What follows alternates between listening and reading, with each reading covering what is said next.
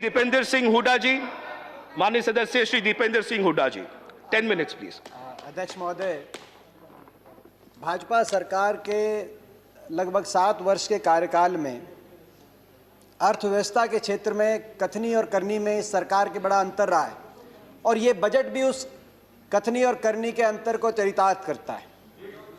आत्मनिर्भर भारत की बात करने वालों ने स्किल डेवलपमेंट का बजट घटाने का काम किया है।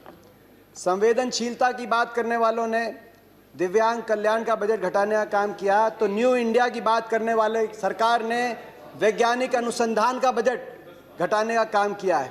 सबका साथ सबका विकास का नारा देने वाली सरकार ने अल्पसंख्यक कल्याण का बजट घटाने का काम किया है। तो राष्ट्रवाद की बात करने वाली सरकार ने जवानों की पेंशन का बजट घटाने का काम किया है।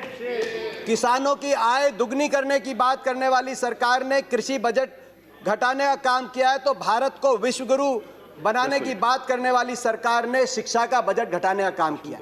मगर ये कथनी और करनी में अंतर केवल इस बजट तक सीमित नहीं है। 7 साल का कार्यकाल इसका गवाह। बड़े बड़े नारे दिए गए।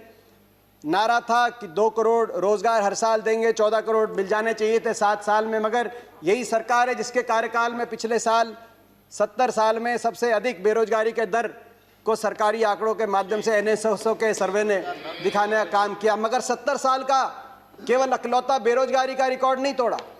70 साल में सबसे ज़्यादा बेरोजगारी दर हुआ तो आपकी सरकार में। 70 साल में सबसे ज़्यादा डीजल पेट्रोल महंगा हुआ तो आपकी सरकार में। 70 साल में डीजल पेट्रोल पे सबसे ज़्यादा टैक्स लिया गया, पेट्रोल जीवी सरकार है, तो आपकी सरकार में। 70 साल में रुपया डॉलर के मुकाबले में सबसे नीचे गिरा, सबसे रुपया सस्ता हुआ तो आपकी सरकार में। 70 साल में NPA के माध्यम से बैंक का कर्जा सबसे ज़्यादा डूबा गया तो आपकी सरकार में। और 70 साल में गरीब अमीर के बीच में अंतर सबसे ज़्यादा बढ़ा तो आपकी सरकार में। 1% सबसे अमीर व्यक्तियों के पास 73% संपत्ति। केवल कोरोना काल में 11 सबसे अमीर जो हिंदुस्तानी हैं उनकी संपत्ति में 13 लाख करोड़ का इजाफा। जो MSP की हम मांग कर रहे हैं, MSP को लागू करने में विशेषज्ञों का आकलन है, हरीश दामोदरन का एक लेख आया है कि वो केवल 1.5 से 2 लाख में, क्योंकि जितने खरीदा जाएगा कुछ बेचा भी जाएगा, 1.5 से 2 लाख के घाटे में MSP पूरी तरीके से लागू की जा सकती है। अगर ये 13 लाख जो केवल कोरोना के टाइम में 11 सबसे अमीर हिंदुस्तानियों की संपत्ति में इजाफा हुआ, उसी पे आप टैक्स लगा दें तो जो किसान का MSP का उसका पूरा कराने का काम आप कर सकते हैं। मैं कृषि पे आऊंगा।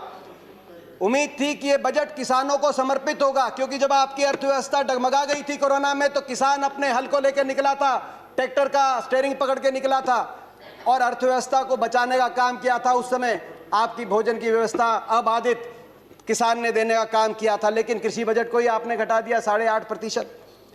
कृषि कानून पे बड़ी चर्चा हुई।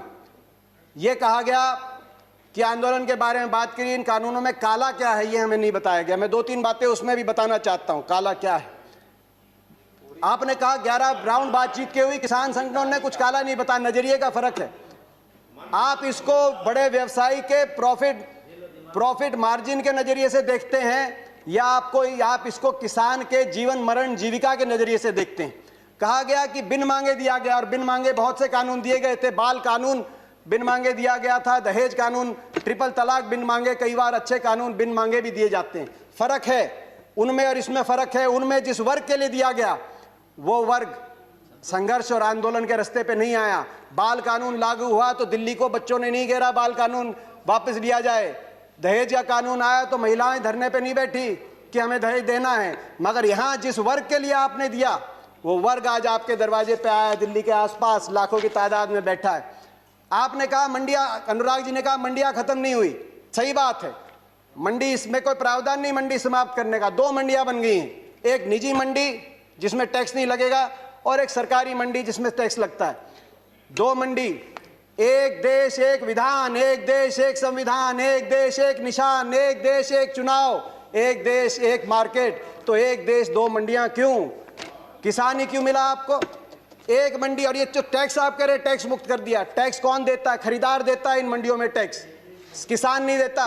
पंजाब में 6.5%, हरियाणा में 4% और सरकार को देता है। और हरियाणा पंजाब का ग्रामीण इंफ्रास्ट्रक्चर अच्छा क्यों है? हर गांव में अच्छी सड़कें क्यों हैं? क्योंकि ये जो टैक्स जाता है ग्रामीण इंफ्रास्ट्रक्चर और इन मंडियों के और किसानों के विकास के लिए इस टैक्स का इस्तेमाल होता है, इसीलिए आज पंजाब हरियाणा सबसे आगे है। फिर बात आई कि एमएसपी खत्म। प्रधानमंत्री जी ने कहा एमएसपी थी, है और रहेगी। ठाकुर जी ने भी कहा कि कोई है किसमें दम जो बताए कि एमएसपी चली जाएगी। सही बात है, एमएसपी थी, है और रहेगी, मगर क्या एमएसपी सभी किसानों को मिलेगी और सभी फसलों पे मिलेगी? प्रश्न इस बात का उठता है। आप में दम है खड़े होकर आप कह दें कि एमएसपी मिलेगी हर किसान को देश में? आज भी शांता कुमार कमेटी बताती है कि मात्र 6% से 16% तक किसानों को एमएसपी मिलती है। बाकी देश में बहुत से ऐसे प्रदेश है जहां पे एमएसपी नहीं मिलती। आपको चाहिए तो यह था जो पंजाब हरियाणा पश्चिमी उत्तर प्रदेश में एमएसपी मिलती है वही एमएसपी बिहार में मिले, जहां धान 800 रुपए 1000 रुपए में जा रहा है, 1800 रुपए में हमारे यहाँ धान मिल रहा है। आपको चाहिए था कि इसको वहां पे लेके जाएं, मगर आप वहां के किसान को की परिस्थिति हमारे यहाँ की करने की बजाय हरियाणा पंजाब के किसान की परिस्थिति उस तरह की करने की तरफ लेके जाएं। प्राइवेट की बात करी कि आप प्राइवेट का खिलाफत कर रहे हैं। प्राइवेट की खिलाफत नहीं कर रहे, प्राइवेट आए, मगर मंडी के अंदर आने से किसने रोका प्राइवेट को? प्राइवेट मंडी के अंदर आए और एमएसपी से ज्यादा में खरीदे। कह रहे हैं बाहर भाव ज्यादा मिलेगा, विकल्प होगा, बाहर ज्यादा मिलेगा, बाहर ज्यादा भाव मिलेगा प्राइवेट में। तो आपको यह कानून बनाने में क्यों आपत्ति है कि अगर एमएसपी से कम का कोई कॉन्ट्रैक्ट होगा तो वो कानूनी बाध्य, उस पर बाध्य होगा। हरियाणा के अंदर 2007 में हमने कॉन्ट्रैक्ट अमेंडमेंट लाए एपीएमसी के अंदर, निजी अलाउ किया निजी कंपनियों को, मगर साथ में कानून लिख दिया कि अगर कॉन्ट्रैक्ट एमएसपी से नीचे किया जाएगा तो गैर कानूनी होगा और कानूनी कार्रवाई होगी जो लोग इस तरह का कॉन्ट्रैक्ट करते हैं। आप कह रहे हैं ज्यादा मिलेगी तो आप कर दीजिए, ये कानूनी प्रावधान देने का आप काम करें।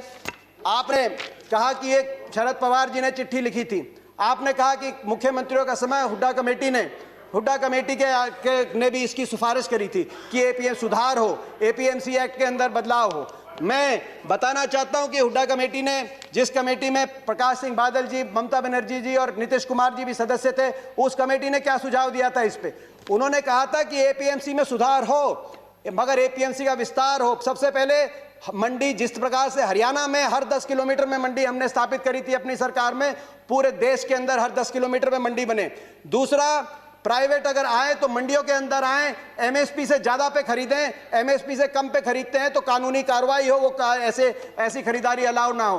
तीसरा, एमएसपी की कैलकुलेशन C2 के आधार पे हो, A2 कॉस्ट नहीं, C2 खर्चे के आधार पे एमएसपी कास्ट हो, जो आज किसानों की सबसे बड़ी मांग है। चौथा, एमएसपी जो चौथे उसमें कहा कि कर्जे का जो दर है वो no discussions please, no cross talk, no cross talk, no cross talk.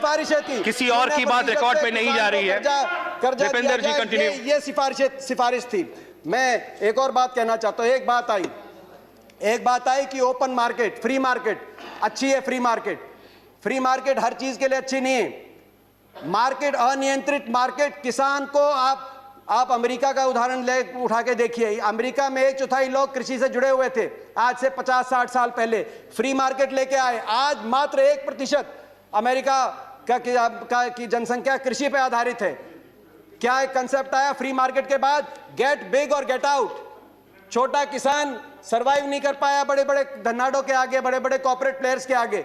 आज अमेरिका के अंदर 450 एकड़ की जोत वाला एवरेज किसान के पास, हिंदुस्तान की तो किसान की एवरेज जोत आज मात्र 1.7 एकड़ है। हमारी तो 50% आबादी कृषि क्षेत्र पर निमंत्रित है। ये कैसा मुकाबला करेंगे बड़े कॉर्पोरेट्स का? गेट बिग और गेट आउट, ये गेट आउट होंगे तो कहां जाएंगे? क्या हमारी अर्थव्यवस्था अमेरिका की तरह? मैं आखिर में अपनी बातें कहते हुए अपनी बात कंक्लूड करना चाहता हूं। बिचौलियों की बात करी कि आपने बिचौलियों से मुक्त करा दिया, कमीशन एजेंट से मुक्त करा दिया। मैं पूछना चाहता हूं इस सदन से, ये जो बड़े बड़े धन्नाड आएंगे, बड़े कॉर्पोरेट हाउस आएंगे, टाटा, बिरला, अदानी, अंबानी, पूर्ति, ये किसकी श्रेणी में आएंगे? बिचौलिए नहीं तो ये क्या किसान की श्रेणी में आएंगे या उपभोक्ता की श्रेणी में आएंगे? ये सबसे ज्यादा अपने मुनाफे को कमाने के लिए बड़े बड़े लोग आएंगे। तो बिचौलियों की आप जो बात कर रहे हैं, आखिर में मैं अपनी बात कंक्लूड करते हुए, प्रधानमंत्री जी ने एक और बात की कि इस आंदोलन में कुछ पवित्र लोग हैं और कुछ अपवित्र लोग हैं। प्रधानमंत्री जी की बात हम मान लेते हैं, कम से कम आप पवित्र लोगों की बात मान लीजिए। आंदोलन में जो पवित्र लोग हैं, अगर आंदोलनकारी पवित्र हैं, पवित्र भावना से अपने हक के लिए बैठे हैं, आप उनकी बात मान लीजिए। और इसकी शुरुआत आप दो कदम उठा के उसकी शुरुआत करिए। आप तुरंत, मैं मांग करता हूं, बातचीत के दरवाजे, क्योंकि आप भागे थे 11वें राउंड में बातचीत से, 12वीं बातचीत के दरवाजे खोलें। आपकी प्रजा है, अपनी प्रजा की बात मानने से आप छोटे नहीं होंगे, अपनी प्रजा की बात मानने से आपकी हार नहीं होगी। बातचीत के दरवाजे खोलते हुए, और दूसरा, जो 200 लोगों ने, 200 से ज्यादा किसानों ने अपनी जान कुर्बान करी है, उनके परिवारों के लिए आपके लिए सहानुभूति का एक शब्द नहीं निकला। कम से कम उनके परिवारों की मदद के लिए एक पैकेज की घोषणा करके विश्वास बनेगा। हम विश्वास बनाने वाले लोग हैं, विश्वास बनेगा। मैं हाथ जोड़ के आपसे प्रार्थना करता हूं, आपकी प्रजा, आपके लोग हैं, इनकी बात मानिए। आपका बहुत बहुत धन्यवाद। जय हिंद, जय जवान, जय किसान। नहीं, नॉट रिक्वायर्ड।